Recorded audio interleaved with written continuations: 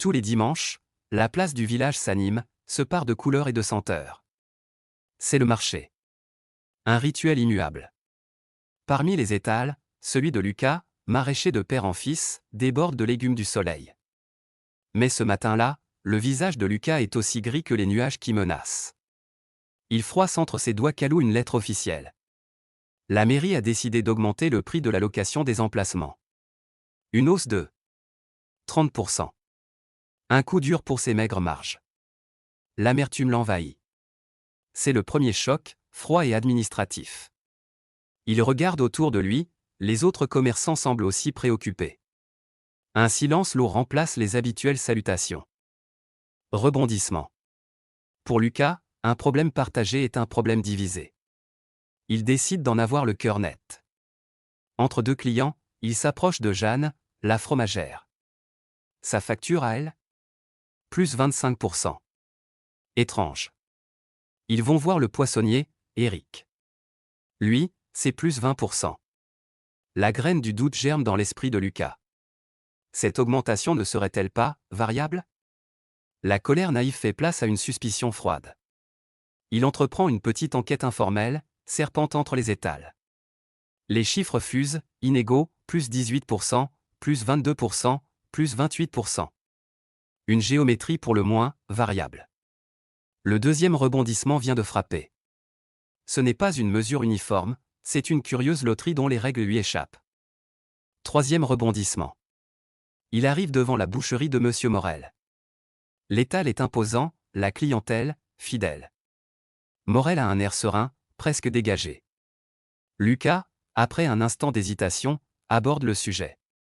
Morel hoche la tête avec une commisération de façade. Oui, une augmentation, quel scandale ? Murmure-t-il. Lucas insiste, veut un chiffre. Morel baisse la voix, comme gêné. Oh, pour moi, une formalité. À peine 5%. Une goutte d'eau. 5%. Le chiffre résonne dans la tête de Lucas comme un coup de massue. Lui, 30%. Les autres, autour de 20%. Et Morel, seulement 5%. Pourquoi ?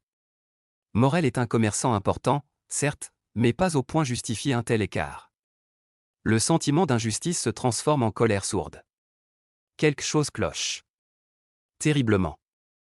Quatrième et dernier rebondissement. En rentrant chez lui, l'esprit en ébullition, Lucas allume la télévision locale. Et là, c'est le tableau final qui s'assemble. Les préparatifs des élections municipales. Le journaliste annonce la tête de liste de l'opposition, qui défiera le maire sortant, c'est Monsieur Morel. Le boucher. L'image montre Morel, souriant, serrant des mains sur la place même du marché. Les pièces du puzzle s'emboîtent avec un bruit sinistre. Lucas s'effondre sur sa chaise. Il savait que Morel avait des ambitions, mais il n'aurait jamais pensé que le favoritisme, la rétribution anticipée, puisse s'afficher aussi ouvertement, aussi crûment, sous couvert d'un simple tarif de location. La tristesse le submerge d'abord, puis une détermination froide la remplace. Non. Cela ne pouvait pas être légal.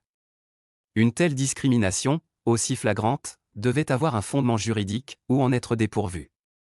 Le lendemain, Lucas n'est plus un simple maraîcher résigné. C'est un homme en quête de justice. Il ne crie pas, ne proteste pas sur la place. Il agit. Il prend rendez-vous avec un avocat spécialisé en droit administratif et en droit de la concurrence.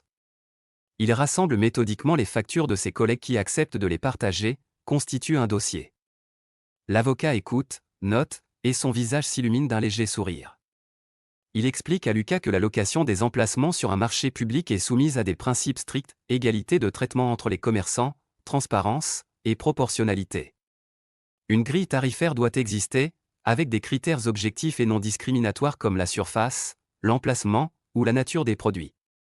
Une augmentation à géométrie variable, sans justification objective, et qui semble avantager un candidat politique, sans fortement l'abus de pouvoir et la prise illégale d'intérêt. Lucas dépose un recours gracieux à la mairie, demandant la communication de la grille tarifaire justifiant les différences. Copie est envoyée au tribunal administratif. La machine est en marche. Morel, de son côté, affiche une sérénité de façade, mais évite désormais le regard de Lucas. Le marché du dimanche suivant est empreint d'une tension nouvelle, électrique. L'histoire n'est pas finie. La bataille juridique commence. Mais pour Lucas, l'essentiel est là, il a cessé de subir. Il a transformé son indignation en action. Et il sait, profondément, que sur ce terrain, le terrain du droit où il a toutes les chances de gagner. Car la justice, contrairement aux tarifs de la mairie, ne devrait pas avoir de prix variable.